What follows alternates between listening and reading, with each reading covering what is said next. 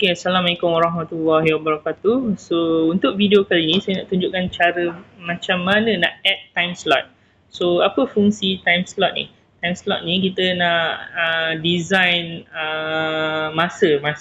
So, contoh, masa untuk akses office ni hanya boleh hari Isnin sampai Jumaat saja. Sabtu Ahad tak boleh. Itu contoh ya. So, first kali kita pergi ke application, okay? Application. Next, kita pergi ke access control. Okay, kat atas ni dia ada tulis time slot ni. Kita klik di sini. By default dia ada 24 hour access. Okay, so kalau nak tambah contoh Isnin sampai Jumaat sahaja, add time slot ni. Klik sini. Okay, bila add time slot ni, maybe kita letak office hour contoh.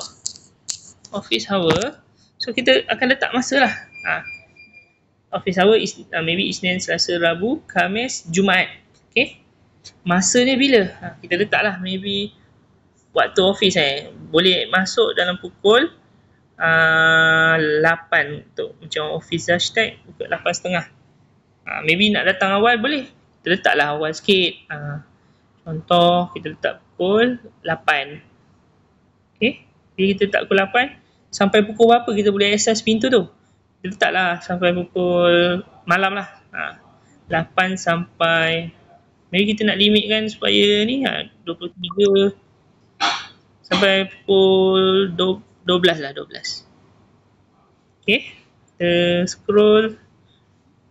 Okay, 23.59, confirm. Okay, save. So, tekan save. Alright, so kita ada dua time slot. Satu office hour, satu lagi 24 hour access.